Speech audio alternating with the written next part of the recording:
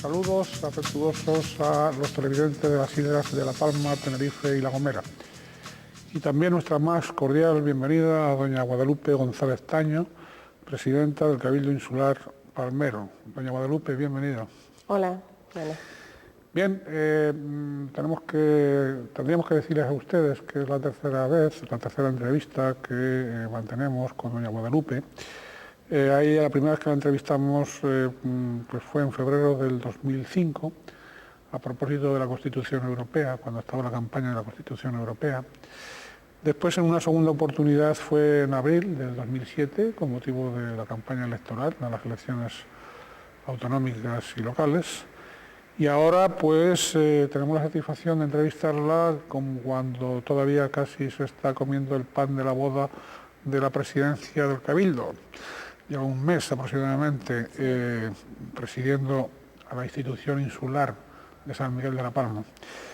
Bien, antes de recordar a ustedes algunos de los rasgos de su vida, de su biografía, de su apretada biografía, dicho sea de paso, de doña Guadalupe, tendremos que recordarles pues lo que es el Canal 8, que todos lo saben perfectamente, pero sobre todo lo recordamos porque sabemos que a aquellos que nos siguen les agrada que recordemos esto.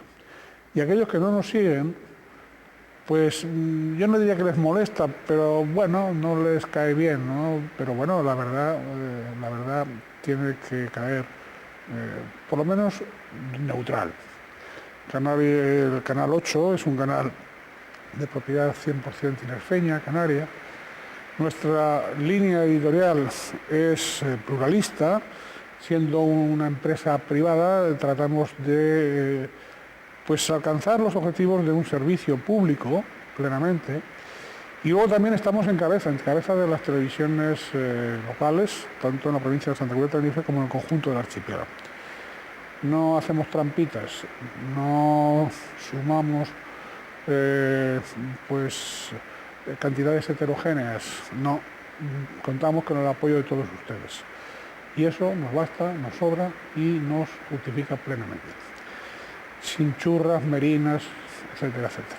Bien, doña Guadalupe, vamos a recordarles a ustedes que es licenciada en Derecho por la Universidad de La Laguna, además abogada colegiada, evidentemente, ¿no?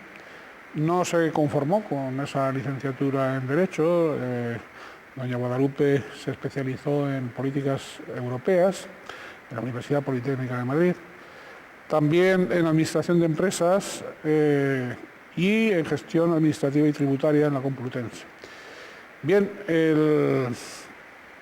hay que decir que usted es europeísta, ¿no? Sí. ¿Convencida? Claramente, sí, claramente sí. Convencida. Y entonces, ¿y usted como europeísta convencida, cómo evalúa esas recientes elecciones del 7 de junio? Pues en primer lugar, me hubiera gustado y me gustaría que subiese la participación como premisa, ¿no? Creo que si tenemos en cuenta la cantidad de cosas que se deciden hoy día en Europa que nos afectan a los canarios, pues realmente creo que el primer punto a tener en cuenta y a trabajar para el futuro es que mejore el índice de participación, que la gente se tome Europa en serio, ¿no? Eso en primer lugar. Y en segundo lugar, bueno, pues ya los resultados de estas elecciones estuvieron, yo creo que muy marcados por un debate que no tenía nada que ver con Europa, que era el debate entre los dos grandes partidos, y ver quién sacaba el mayor número de votos y apuntarse a una victoria del partido, una victoria personal, y que eso desdibujó bastante la campaña. Y creo que no se habló lo suficiente sobre el futuro de Europa, sobre que al fin y al cabo estamos en una organización donde hay 27 países, donde hay países muy distintos, donde se mueven intereses muy contrapuestos y donde nos jugamos mucho, y los canarios lo sabemos, y los palmeros por supuesto muchísimo, ¿no? Entonces, a mí me gustaría para el futuro que buscáramos una solución, una fórmula, todos los partidos políticos, de incrementar el porcentaje de participación. Yo creo que ese es el objetivo. Y luego que se hable en las campañas electorales a las europeas realmente sobre los temas de Europa. De los asuntos que interesan a la ciudadanía, si estamos hablando de campaña electoral autonómica, pues hablar de la autonomía profundamente, hablar de los aspectos autonómicos. Si estamos hablando de elecciones generales, pues hablar del gobierno del Estado profundamente en su relación con, entre otras cosas, con las comunidades autónomas. Y si estamos hablando de Europa, evidentemente europeísta. Las instituciones europeas, de las cuales no se habló para nada en la campaña, es decir, apenas se habló para nada, tiene usted razón. Y ¿a usted no le parecen, por ejemplo, en la Junta Electoral Central, en estas españolas, en estas elecciones, sabiendo que la circunscripción era toda España, todo el conjunto del Estado, eran 35 candidaturas, ¿no son demasiadas 35 candidaturas?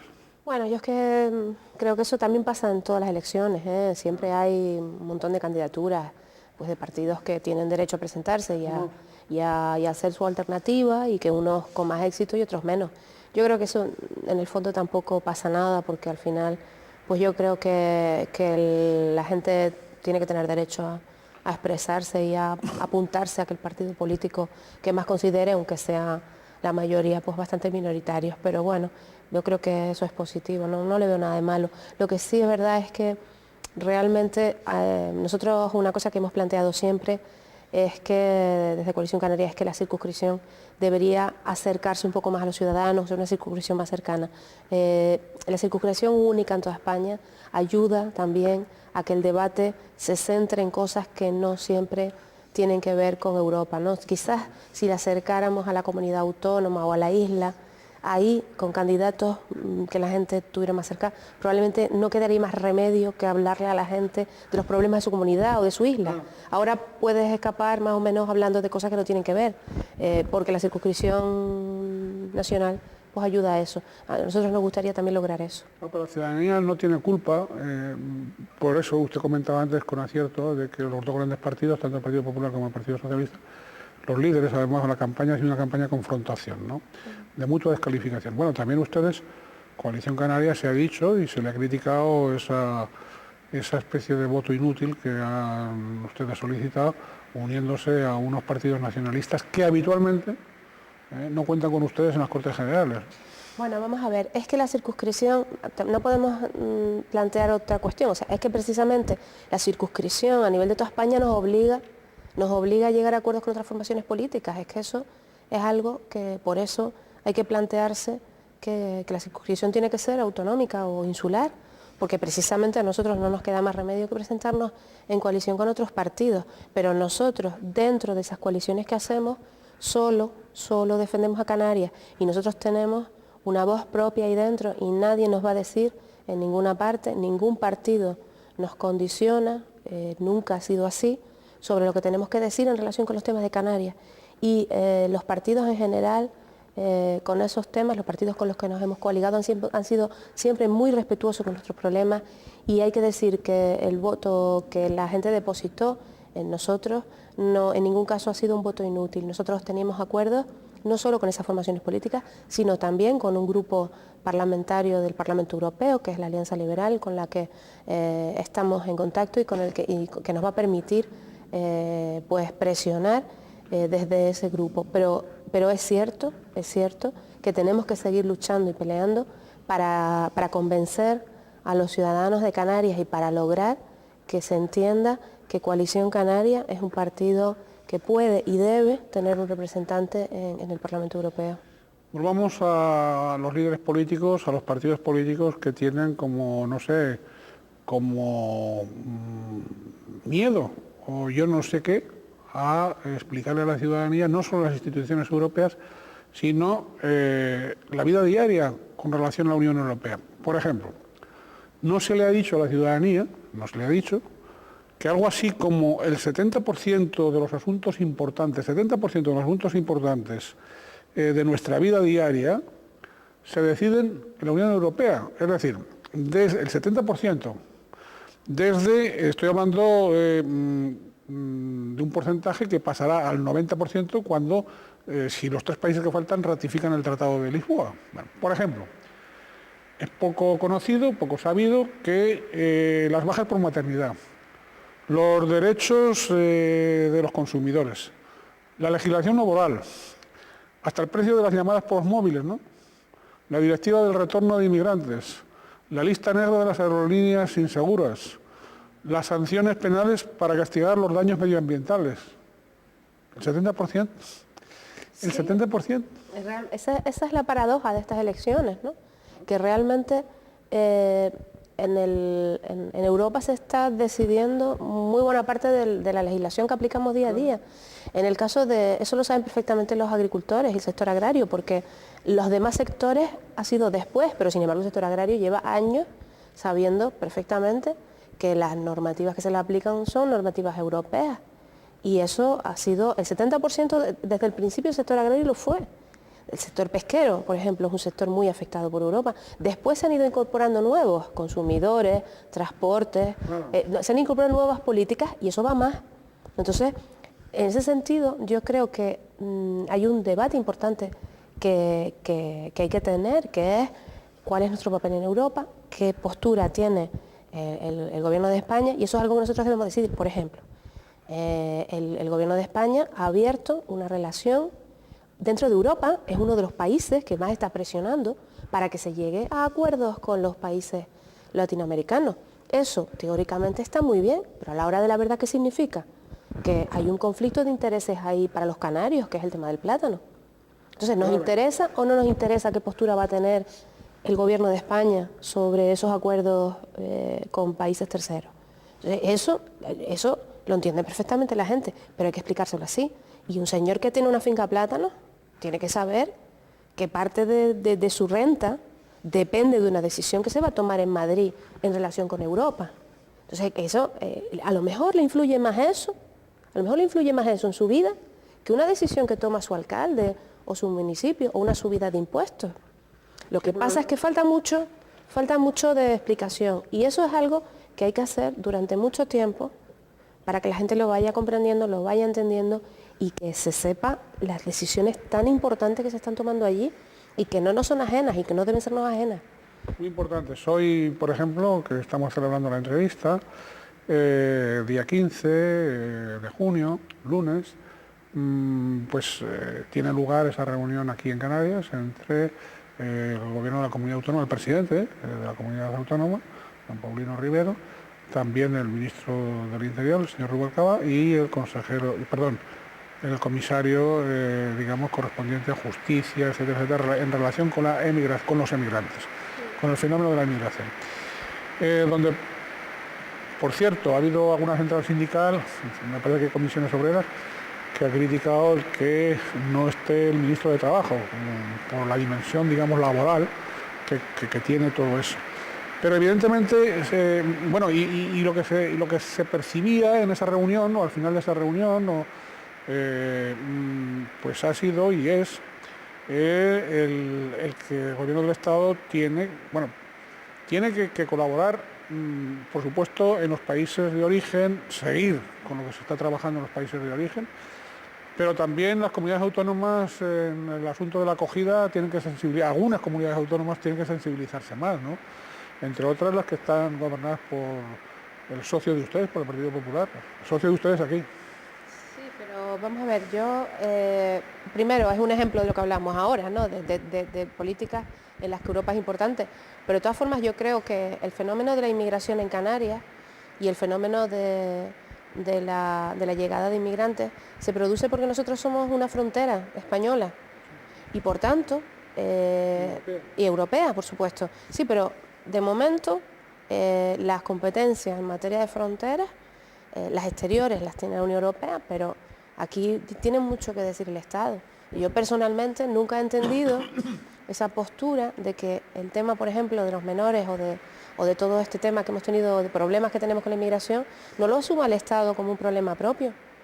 No lo entiendo, quiero decir, las fronteras de Portugal, España con Portugal, o las fronteras de España con Francia, son fronteras en las que está claro que la competencia ahí no es de la comunidad autónoma, ni de la catalana, ni de la de Extremadura, o sea, son del Estado. Entonces, no sé por qué, cuando es Canarias, el planteamiento es distinto, ¿no? Lleguen ustedes a acuerdos con cada una de las comunidades autónomas.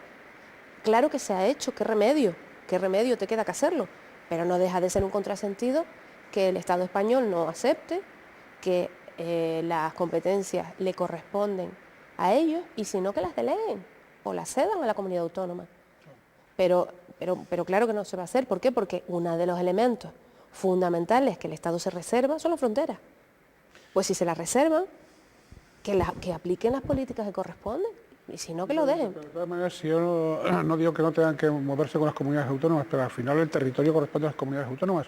El Estado no tiene territorio por sí mismo, el conjunto de las comunidades autónomas forman el Estado. Sí, pero el Estado, pero si aquí llegan, si aquí hay una avalancha en un momento determinado de inmigrantes a los que no se puede atender por determinadas razones que nosotros, claro, eso es un territorio limitado, y si aquí hay una avalancha de repente y nos encontramos con un problema, como ha habido momentos en los que lo ha habido, pues en Ceuta, en Melilla, en otros sitios, en ese momento el que intervenía era el Estado, no la ciudad autónoma de Melilla o la de Ceuta, intervenía el Estado. Aquí una de dos, o interviene el Estado con un problema como es por ejemplo el de los menores inmigrantes, o el Estado asume que eso es un problema de ellos, o si quieren que lleguemos a acuerdos entre comunidades autónomas, pues que cedan la competencia, la deleguen. Eso por lo menos de momento tiene que haber una conjunción de funciones, una colaboración entre el Estado, las comunidades autónomas y la Unión Europea. No, por supuesto. La Unión Europea, porque esta también es frontera de la Unión Europea. Y no nos vale con decir, no, es que la ultraperificidad, no. Es frontera de la Unión Europea y por tanto corresponde a la Unión Europea. Es cierto, antes hablábamos de que el cálculo que yo comentaba del 70% no es un cálculo abuela pluma, es un cálculo de un estudio realizado por el propio Parlamento Europeo. O sea, estábamos hablando, para los que han llegado tarde al programa, de que el 70% de los asuntos importantes de nuestra vida cotidiana lo deciden las instituciones europeas, ni siquiera lo decide el gobierno del Estado ni la comunidad autónoma. El 70% de los temas importantes. Pero los temas importantes, ahí metan ustedes hasta el precio de las llamadas de los móviles, la regulación de eso, o sea, por ejemplo. Bien, es cierto, usted lo comentaba, de que todavía, a pesar de que hay ya un alto porcentaje agrario, y ahí está, si no fuera por la Unión Europea y por el paraguas de protección al plátano que hay, que Dios nos libre. ¿Qué escenario hubiéramos tenido? Que Dios nos libre con las plataneras. Estamos hablando en islas como por ejemplo la isla de La Palma, donde la economía de la isla en una alta porción depende del plátano y depende de esas ayudas. Pero estábamos comentando que la agricultura exteriores, defensa, todavía son, agricultura más, pero los otros exteriores, defensa, todavía son capítulos, digamos, no absorbidos plenamente por la Unión Europea. Yo que quería preguntarle es, dada su experiencia agraria en el Parlamento autónomo, en el Gobierno de Canarias, donde también ha tenido doña Guadalupe cargos, ha tenido cargos en ambos sitios, y siempre relacionados también con la agricultura y con las infraestructuras, etcétera, si beneficia o perjudica al sector primario del archipiélago. Digo, esa unión, esa relación con la Unión Europea. Hombre, yo creo que la integración de Canarias en la política agraria común fue enormemente positiva. O sea, no se puede concebir hoy en día el sector agrario que tenemos en las islas sin esa integración, sin esas ayudas, sin el paraguas protector que ha proporcionado Europa a la agricultura canaria durante mucho tiempo, ¿no? Yo creo que es innegable el beneficio que ha obtenido el sector agrario de la Unión Europea, y lo que pasa es que la Unión Europea es un sitio complicado, quiero decir, ese trabajo hay que hacerlo día a día, hay que seguir defendiendo, es una lucha que nunca se acaba. Yo me acuerdo cuando empezó este tema, en el año 92-93, la OCM del plátano, y cuando empezamos a hablar de todo esto, siempre yo decía que Europa era una guerra en la que había que ganar constantemente batallas, siempre íbamos a estar en guerra, diariamente, hay que pelear, hay que trabajar, aquí nadie regala nada, entonces esto es una pelea constante y hay que luchar por seguir explicando en la Unión Europea lo que es Canarias, la necesidad que tiene Canarias de las ayudas agrícolas, la necesidad que tenemos de mantenimiento de paisajes. Todo eso hay que seguirlo explicando día a día, no podemos dar ni un paso atrás, porque en el momento en que flaqueamos un poco, automáticamente hay intereses contrapuestos de gente que tiene otras necesidades y otros intereses y que puede en ese momento aprovechar para que esto se pierda, ¿no? O sea que yo creo que esto es un trabajo constante y además en el que ha sido muy importante a lo largo de los años, y yo espero que siga siendo así, la unidad política, o sea, que cuando llega el momento la unión de las fuerzas políticas es algo que debemos seguir manteniendo. En algunos momentos últimamente se ha visto peligrar, yo creo que eso no es bueno, y que las cosas que hemos logrado, muchas veces las hemos logrado porque en Canarias hemos logrado ponernos de acuerdo en lo que íbamos a decir a Madrid y Europa. Ojalá no perdamos eso de vista, porque eso al final es lo que ha permitido que el sector agrario viese a los partidos políticos detrás de ellos en conjunto. Y yo espero que eso no peligre. Bien, el consenso de los partidos políticos es importante, tanto de los que gobiernan como de la oposición. Digamos en los grandes asuntos. Evidentemente hay otros temas en que para eso unos gobiernan y otros están en la oposición, donde bueno se puede dar, pero con las cosas de comer no se juega y hay cosas de comer y las cosas de comer tienen que ver con Europa y tienen que ver con el Estado, evidentemente, y tienen que ver con la propia comunidad autónoma. Con el funcionamiento de la propia comunidad autónoma. Yo lo que quería preguntarle ahí, usted sabe que como europeísta que es, que ante la crisis pues ha habido distintos diagnósticos en los que coinciden que la salida de esa crisis obedece a acciones conjuntas de los 27 en este momento, de los 27 estados de la Unión Europea, o va a ser muy difícil si cada estado, ya que estamos hablando antes de unidad de partidos, en los grandes temas, si cada estado va por su cuenta y tal. ¿Usted está en esa línea de los expertos? Bueno, yo la verdad que no soy experta, no soy economista, no soy una experta en esto, pero lo que sí es verdad es que creo que en líneas generales lo lógico es que eso sea así, porque al final si no se toman una serie de medidas de forma coordinada, lo más probable es que al final la salida de la crisis sea más difícil. Yo desde luego, si los expertos lo dicen, probablemente será cierto. Cada vez es más difícil porque son más países, ¿no? Pero probablemente haya que adoptar 3 o 4 grandes medidas, porque al final las grandes potencias que tenemos enfrente, por así decirlo, los Estados Unidos, China, son potencias enormes que funcionan como un país único y que por tanto, si nosotros estamos divididos, pues al final tenemos una debilidad frente a esos países que funcionan con una sola voz. Yo creo que sí, seguramente será difícil, pero habrá que intentar llegar a esos consensos. Doña Guadalupe, no se me achique, dice que usted no es experta, pero usted sí que está especializada en políticas europeas. Bueno, vamos a ver. El tema de la crisis es complicado. No, es complicado, pero usted no deja por eso de ser especialista en políticas europeas. Usted hablaba de 3-4, usted ve 3-4 puntos en que los 27 Estados miembros de la Unión Europea tendrán que ponerse de acuerdo, ¿no? ¿Qué 3-4 puntos básicos que ven usted? Bueno, las políticas, yo creo que las políticas económicas, hoy en día está el Banco Central Europeo, que tiene que tomar una serie de decisiones, ¿no?, que yo creo que son importantes desde el punto de vista económico. Yo creo que las grandes decisiones a nivel económico y luego algunas decisiones yo creo que también relativas al mercado laboral, porque como estamos en unos países, como estamos dentro de una Unión Europea donde los trabajadores se pueden mover, las diferencias, si hay grandes diferencias en el funcionamiento de los mercados laborales, se puede producir trasvases de personas de un país a otro, ¿no? Yo creo que las grandes decisiones sobre el mercado laboral, de política económica y algunas medidas que haya que tomar con todos los países, yo creo que esos son los grandes aspectos en los que probablemente deberían ponerse de acuerdo Europa, ¿no? Señora Presidenta del Cabildo Palmero, usted fue miembro de la ponencia de la reforma del Estatuto de Autonomía. Sí. Y yo quería preguntarle, dentro del Parlamento Autonómico, y yo quería preguntarle un poco por los topes, sobre todo a la vista de la posición ya conocida siempre, pero ahora reiterada, del líder de la agrupación de Reña Independiente y colega suyo en la presidencia del Cabildo, en este caso de Reño, don Tomás Padrón.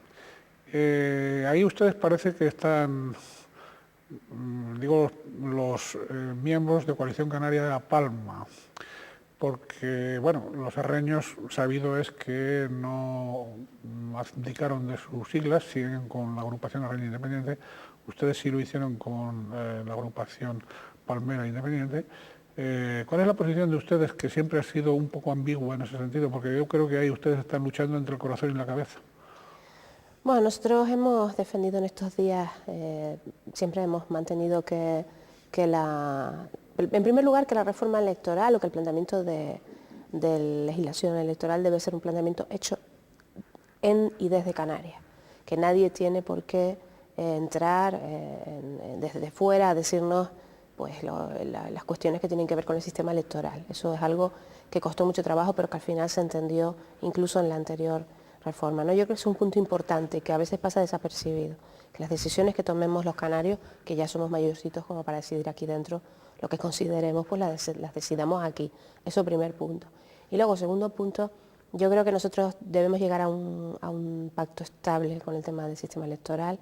Es un melón, como se suele decir, que no se puede abrir muy a menudo porque genera grandes debates y grandes discusiones.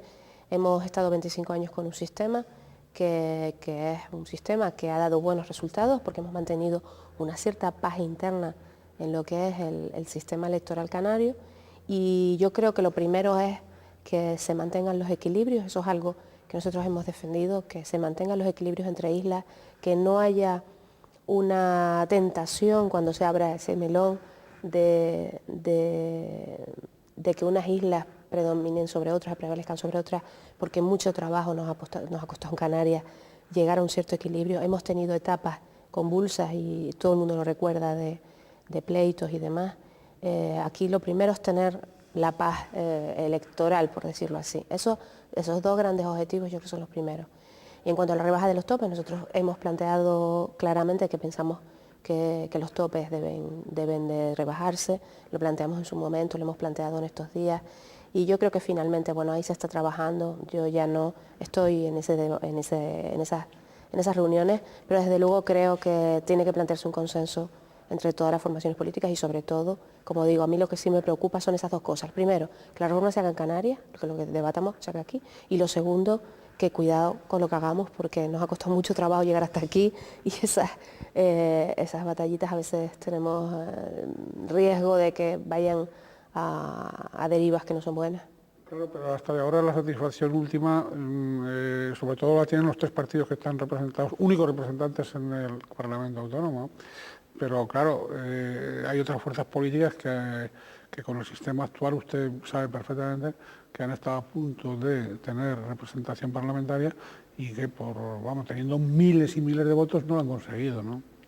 Sí, pero yo eso creo que también hay que plantearlo. Sobre este tema, aquí en Canarias a veces tenemos también que hacer análisis comparativos, ¿no?, con otras zonas.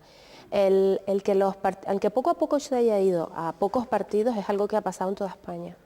Eso en Andalucía ha pasado en Cataluña, ha pasado en todos lados, ¿no? Quizás donde hay nacionalismos es donde hay una mayor variedad de partidos, pero es que en la mayoría de las comunidades autónomas ya solo existen dos partidos, y luego donde hay nacionalismo, pues dependiendo de que haya un partido nacionalista o haya dos, pues ahí empiezan a haber pues, más representantes o menos. Pero realmente el proceso de concentración, por decirlo así, del voto en grandes formaciones es un proceso que se ha producido a nivel de toda España. Es cierto que en Canarias pues el tema de los topes pues, ha ayudado a que haya una mayor representación de algunas fuerzas políticas, pero lo cierto es que en determinados momentos se hicieron simulaciones con distintos porcentajes y realmente el resultado variaba muy poco. Yo creo que ahí ese debate hay que plantearlo seriamente, abrirlo y cerrarlo, llegar a un acuerdo y no tocarlo mucho más por lo que hablábamos antes, pero desde luego que el proceso de concentración en grandes fuerzas políticas es un proceso que se está produciendo a nivel de toda España y se puede ver por ahí un mapa de cómo están las cosas, y realmente este sistema canario, cuando lo comparas con el sistema, por ejemplo, al Congreso de los Diputados de elección, porque se dice aquí, no es que el voto de una isla vale tanto en representación a otro. Un señor de Soria en el Congreso de los Diputados, el voto de un señor de Soria vale no sé cuántas veces más que el voto de un señor de Madrid. Y exactamente en la misma proporción que en Canarias con el sistema autonómico. O sea que realmente todos los sistemas tienen esas proporcionalidades que hacen que los votos no valgan exactamente lo mismo, y todos los sistemas tienen ese funcionamiento. Eso no quiere decir que no lo debatamos y no lo veamos, pero que tampoco hay que hacer con esto mucha demagogia. ¿Usted es partidaria de rebajar los topes y de mantener lo que siempre se ha dicho de la triple paridad?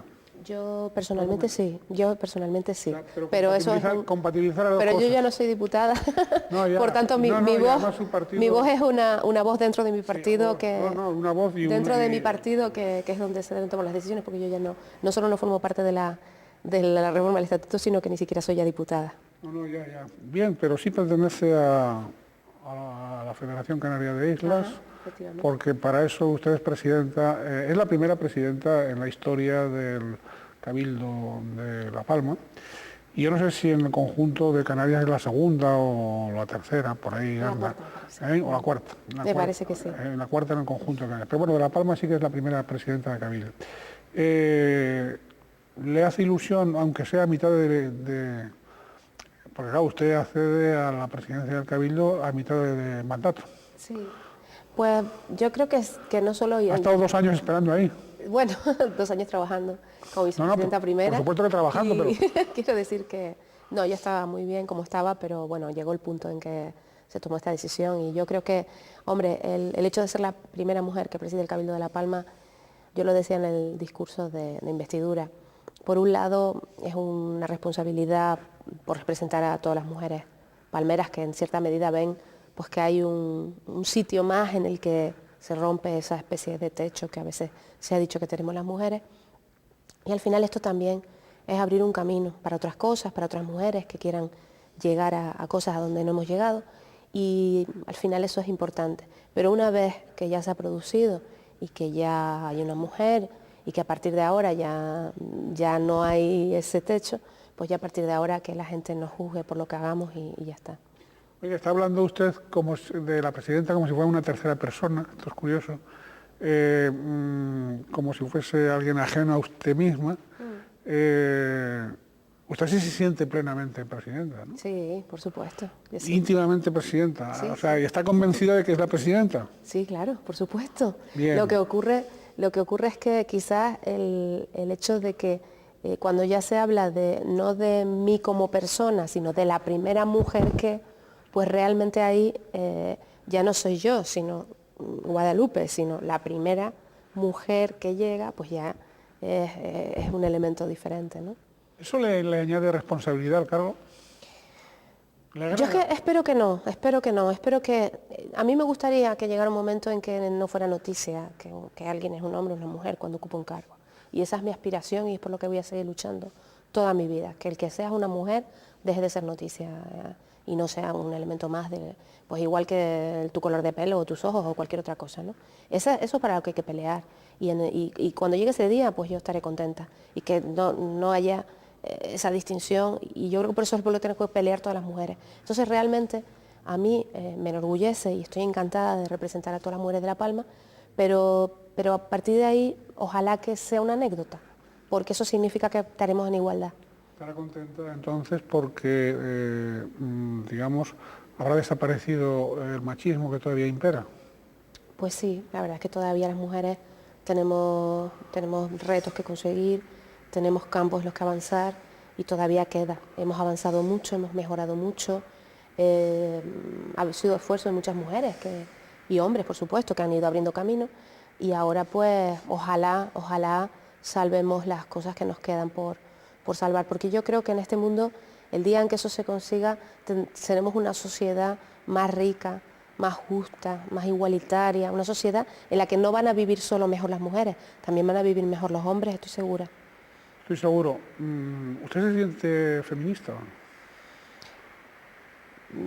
Bueno, depende de cómo se considere el feminismo, ¿no?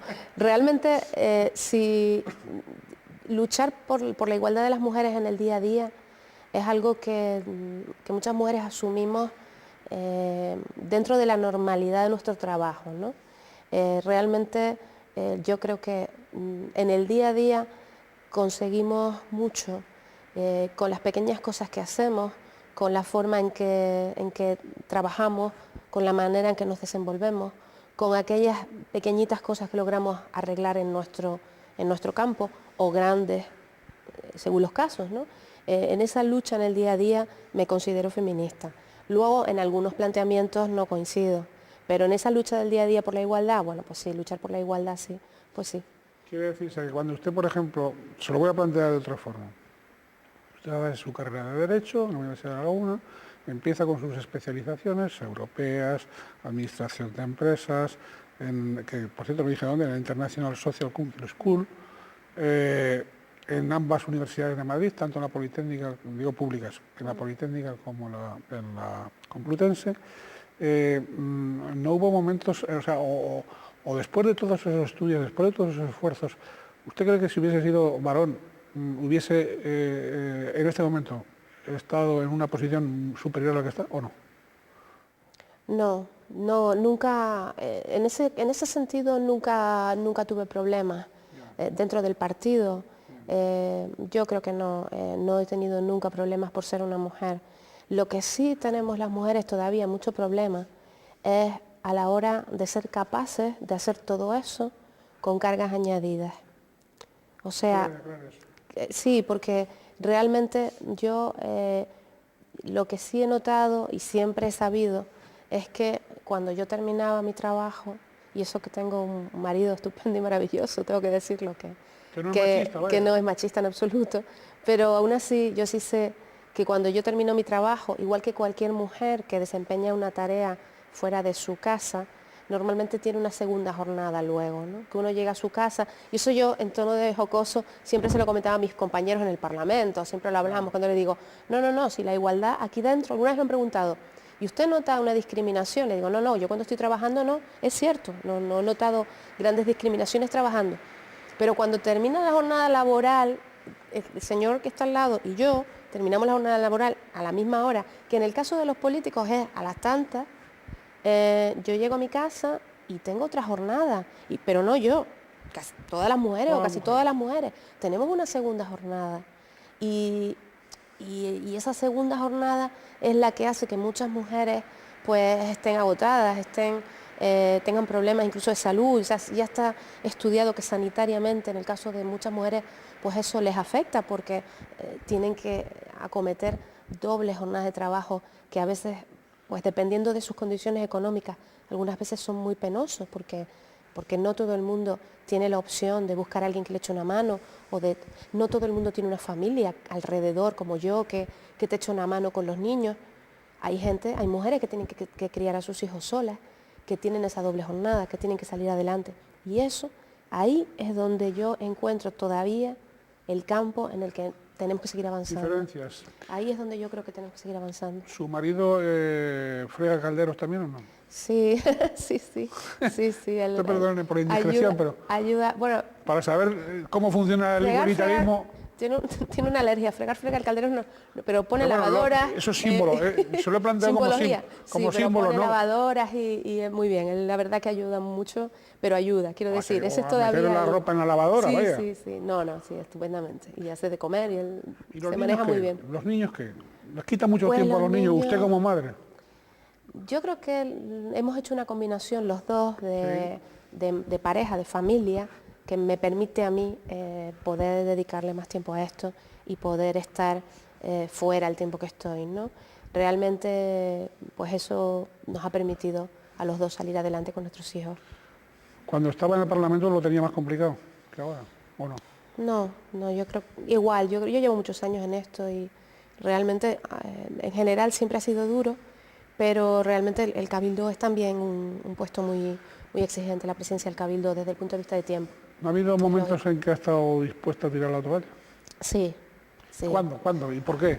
Pues a veces por esos sacrificios familiares, ¿no? A veces porque tenías la sensación de que no pasaba suficiente tiempo en casa.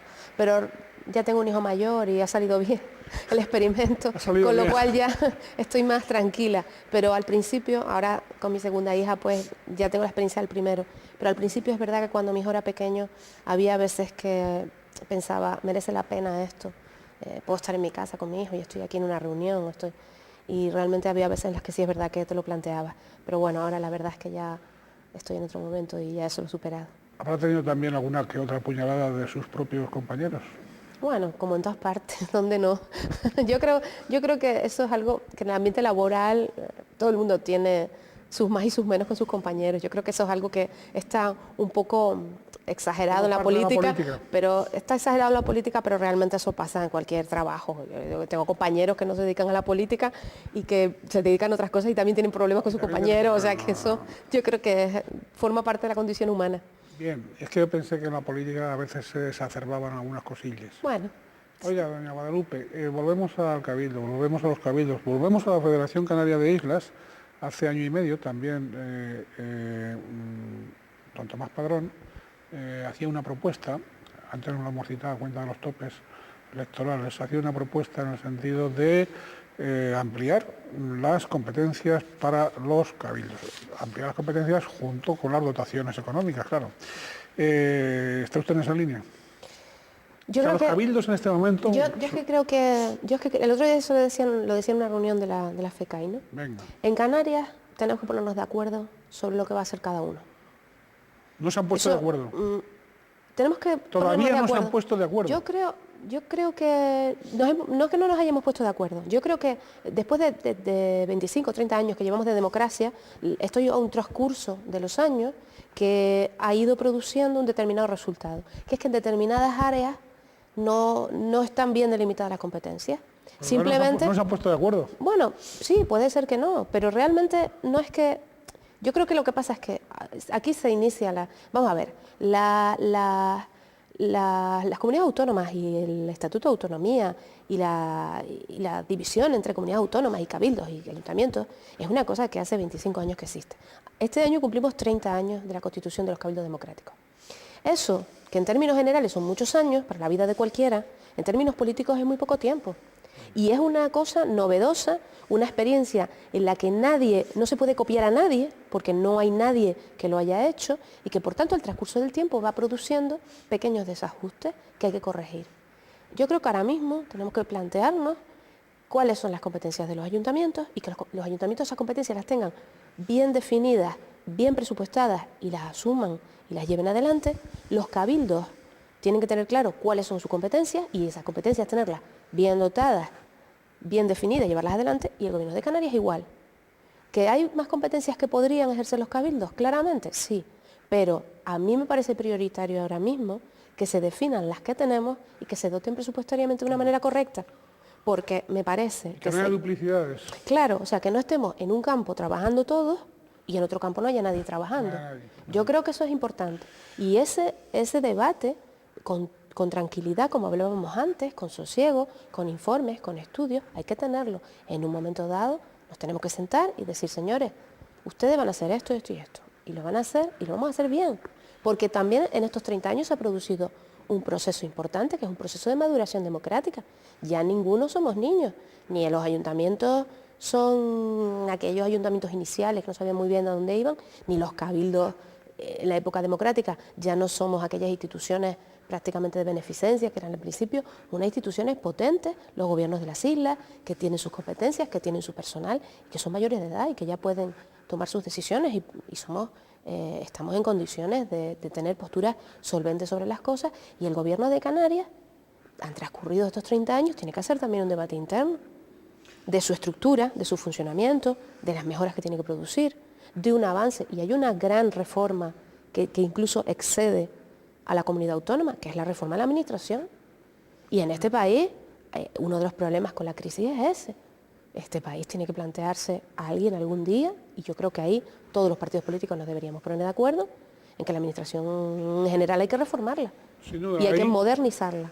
Claro, ahí tiene que llegar esa madurez de la sociedad, tiene que percibir la propia clase política y demostrar esa madurez en el sentido de ver qué administración tiene que ocuparse de qué, sin que priven los afanes que por otra parte humanamente son, yo diría legítimos, son lógicos, voy a decir, no sé si legítimos, pero lógicos sí, de querer acaparar poder, de querer tener presupuesto para, pensando que la administración del presupuesto en función de esa administración van a tener votos, etcétera, etcétera. Unos factores, digamos, que son ajenos a lo que es la gobernabilidad correcta de un país.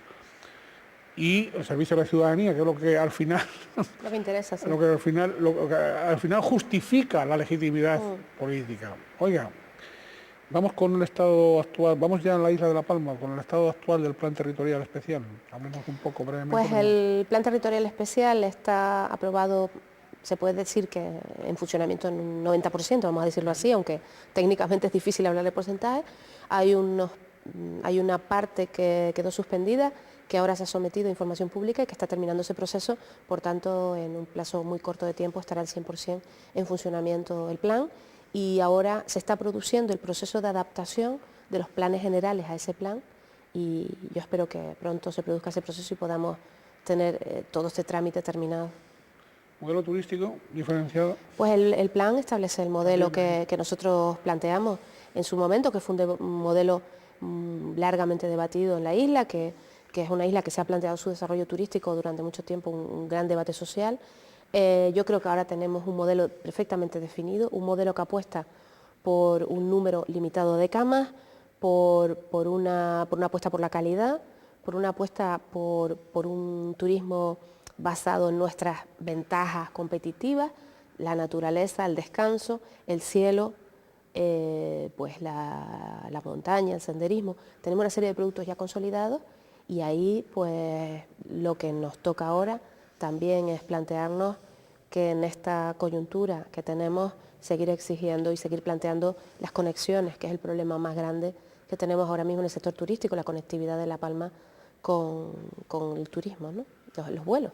Bien, me parece que usted sostiene que La Palma es probablemente una de las 7 islas mejor preparadas para superar la crisis dentro de su... y bueno, yo quería preguntarle un poco las medidas que se están adoptando dentro ya de la isla para afrontar la crisis. Creo que en el mes de mayo fue que bajó el desempleo. Sí, Bajó el desempleo, ¿fue la única? Sí, o alguna isla más bajó también un poco, sí. Háblanos un poco de la Vamos a crisis. ver, yo en primer lugar decir que nosotros el modelo que hemos planteado, hablábamos del sector turístico, pero el modelo económico general que plantea el plan territorial y que plantea el planeamiento de la isla es un modelo basado en el equilibrio entre diferentes sectores, entre un sector agrario potente, importante, con un sector turístico también potente y también importante, pero también con el complemento de sectores tan importantes como el comercio, como la industria, que son sectores que son los que de verdad generan también empleo en nuestra economía, ¿no? Ese equilibrio entre sectores y sobre todo el mantenimiento del sector agrario como fuerza motriz importante es lo que ha hecho que cuando la situación económica era muy pujante, nosotros no estuviéramos en el vagón de cabeza de la economía, pero que ahora, en los momentos difíciles, es el que nos permite mantenernos mejor. Y que en estos momentos tengamos la tasa de paro más baja de Canarias, La Palma. Entonces, ¿eso qué significa? Pues que el modelo económico lo tenemos correcto. Y hoy en día otras islas se están planteando diversificar a la agricultura, o sea, volver a tener un sector agrario, porque en las etapas difíciles es el que aguanta el tirón, ¿no? Entonces, realmente esa es la apuesta que hemos hecho y que resulta positiva. En cuanto a la crisis, ya me gustaría decir a mí que nosotros tenemos capacidad para tomar grandes medidas desde un cabildo pequeño. La verdad es que nuestras medidas son limitadas y entran dentro de nuestras posibilidades. En primer lugar, por supuesto, lo primero que hicimos fue reforzar los servicios sociales. El Cabildo ya tenía unos servicios sociales potentes, pero los hemos reforzado, en primer lugar, y en el recorte presupuestario que hemos tenido que hacer, como todo el mundo, priorizar asuntos sociales y empleo. En segundo lugar, agilizar el pago a proveedores, porque al final ya se ha comentado que uno de los problemas es pues que desde las administraciones seamos buenos pagadores, es algo bueno, ¿no? Ahí hemos hecho un esfuerzo, nosotros ya teníamos una buena ratio de pago, pero la hemos mejorado. Facilitar, por ejemplo, los fraccionamientos de pago y los aplazamientos a las empresas que tengan deudas con nosotros, para que, bueno, esa posible deuda les sea más llevadera. Y ahora pues hay un planteamiento que se ha hecho de revisión del plan de empleo por parte de los sindicatos, que es un proceso en el que vamos a entrar, porque nosotros teníamos un plan aprobado que yo creo que las circunstancias van un poco haciendo que quede lejos. Y una cosa muy importante, nosotros fuimos la primera isla que tuvo un pacto social por el empleo, lo que ahora se ha firmado a nivel de toda Canarias, nosotros lo tenemos hace casi 2 años.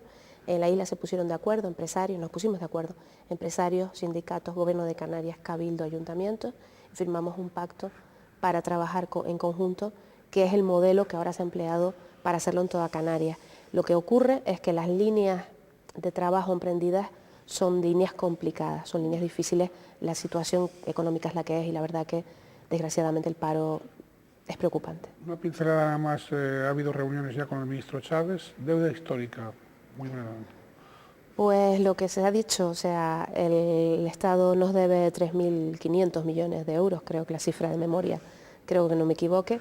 El Estado español nos debe esto y tenemos que pelear porque ese dinero no es nuestro, es de los canarios, por pelear porque nos lo manden, que al final se ha llegado a un acuerdo en Cataluña, se ha llegado a un acuerdo en Andalucía y nosotros teníamos antes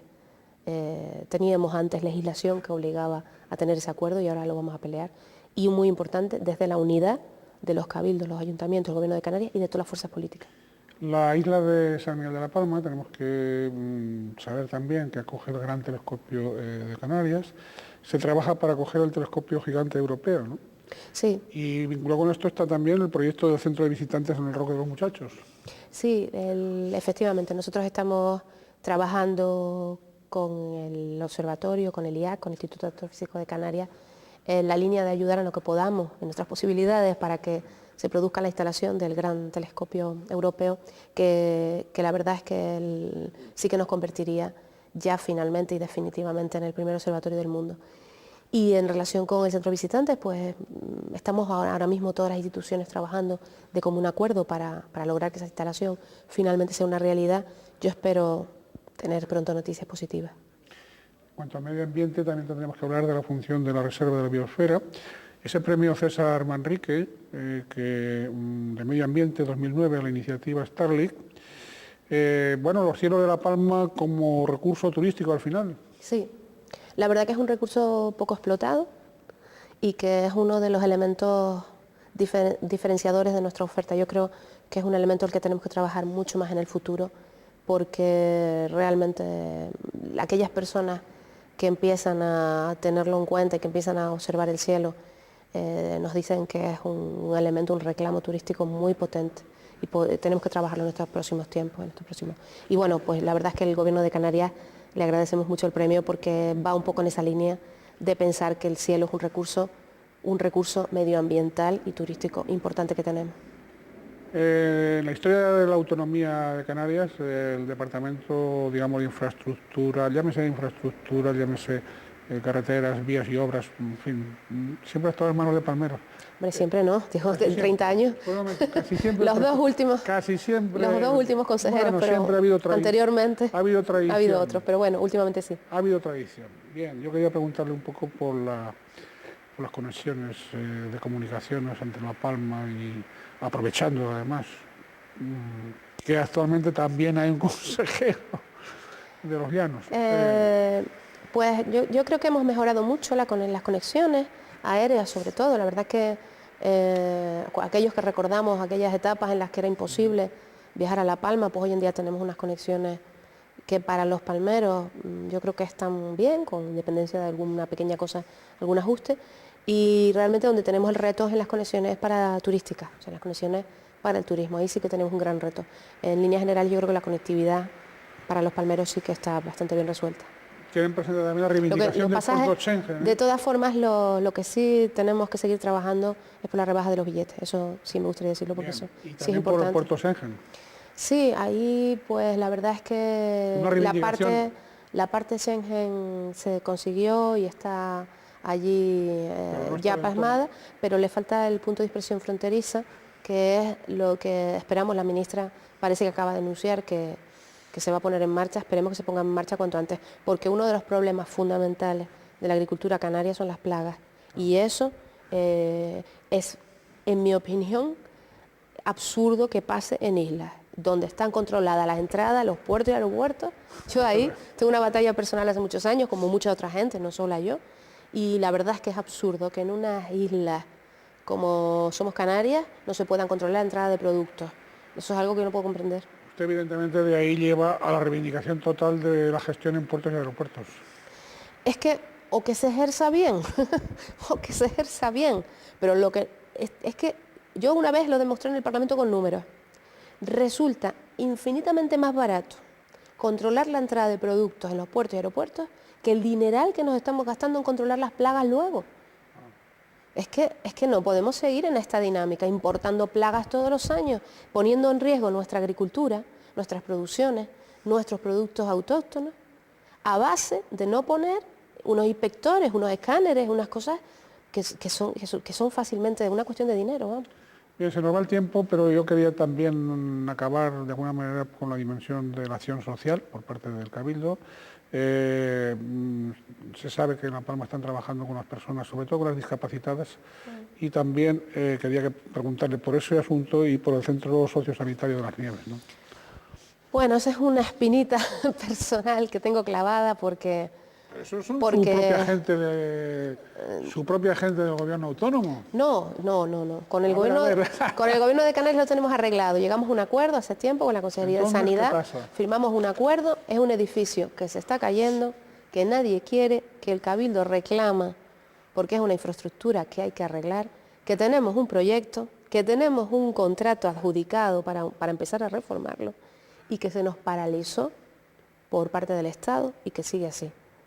Entonces, el Gobierno de Canarias tuvimos nuestros momentos, pero ahora mismo hemos llegado a un acuerdo con el Gobierno de Canarias. Con el Gobierno de Canarias no hay ningún problema y esperamos que en breve el Estado decida qué va a hacer con ese edificio.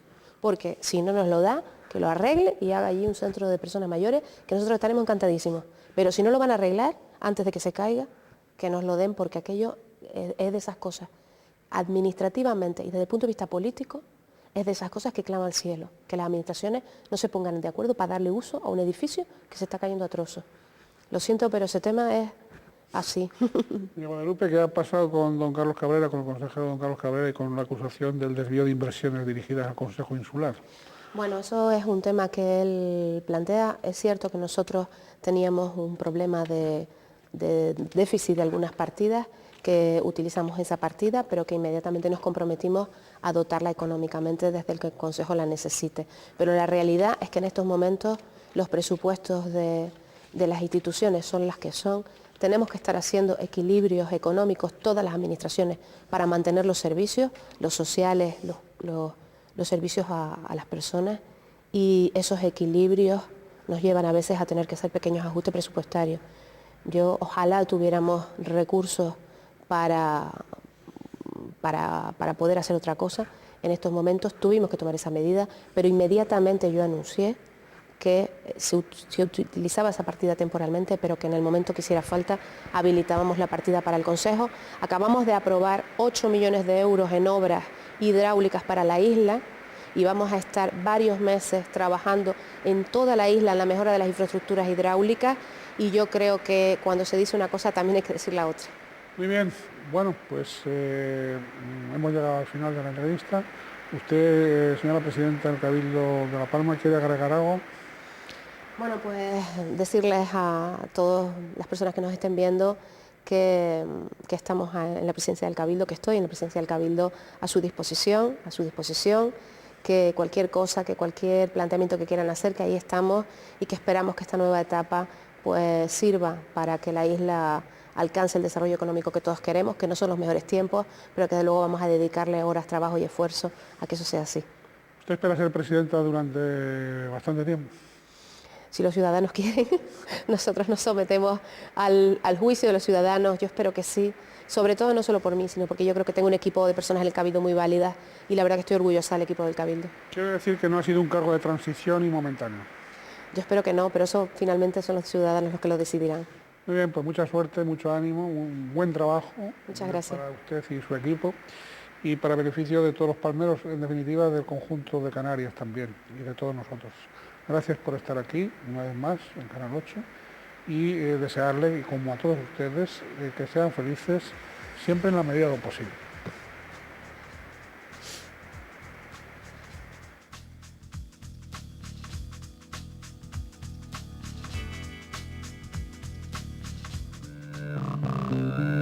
Yeah.